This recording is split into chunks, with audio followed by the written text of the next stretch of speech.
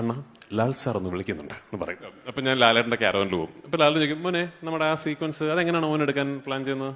ആ സീക്വൻസിന്റെ ആവശ്യമുണ്ടോ? ഞാൻ പറയും ഉറപ്പായിട്ട് ആവശ്യമുണ്ട് ചേട്ടാ. ആന്റണി ഉറപ്പായിട്ട് ആവശ്യമുണ്ട്, അയാൾക്കത് ചെയ്തു കൊടുക്കുമെന്ന്. ആഴ്ചകൾ ലാൽ സാർ ഷൂട്ടിംഗ് ഇല്ലാതെ അവിടെ ഇരുന്നിട്ടുണ്ട്. This whole thing would not have been possible if not for him. ഇതിപ്പോ ഈ പറയുമ്പോൾ ഭയങ്കര ഈ ഡയറക്ടർ വന്നിട്ട് സിനിമയിലെ സ്റ്റാറിനെ കുറിച്ച് പറയുന്ന ഒരു ക്ലീഷേ സ്റ്റേറ്റ്മെന്റ് ആയിട്ട് തോന്നും. I know there is A bit of A cliché in it. പക്ഷെ ഞാൻ ലൂസിഫർ ചെയ്യുമ്പോൾ ദർ ഇസ് അബ്സല്യൂട്ട്ലി നോ, അത് ഒരു ഗ്യാരണ്ടി ഇല്ലല്ലോ. എനിക്ക് സിനിമ എടുക്കാൻ അറിയോ, എന്നെ കൊണ്ട് ഇത് പറ്റുമോ എന്നൊന്നും ഒരു ഗ്യാരണ്ടി ഇല്ല.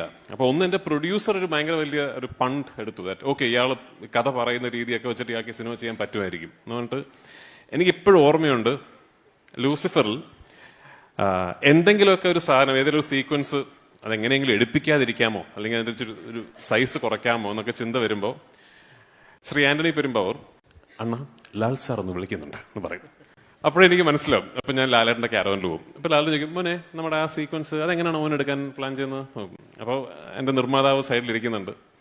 അപ്പൊ ഞാൻ പറയും, ചേട്ടാ അത് ഇങ്ങനെയാണ്, അങ്ങനെ നമ്മൾ ആ സീക്വൻസിന്റെ ആവശ്യമുണ്ടോ? ഞാൻ പറയും ഉറപ്പായിട്ട് ആവശ്യമുണ്ട് ചേട്ടാ. ആന്റണി ഉറപ്പായിട്ട് ആവശ്യമുണ്ട്, അയാൾക്കത് ചെയ്തു കൊടുക്കുമെന്ന്. അപ്പൊ ഇമ്മീഡിയറ്റ് ലാലേട്ടൻ. അപ്പൊ അങ്ങനെ എന്നോടൊപ്പം ഒരു നടൻ അല്ലെങ്കിൽ ഒരു താരമായിട്ട് മാത്രമല്ല, ആക്ച്വലി എന്റെ ഒരു ഡ്രൈവിംഗ് ഫോഴ്സ് ആയിട്ട് ഈ 2 സിനിമകളിൽ എന്നോടൊപ്പം നിന്നത് ലാൽ സാറാണ്.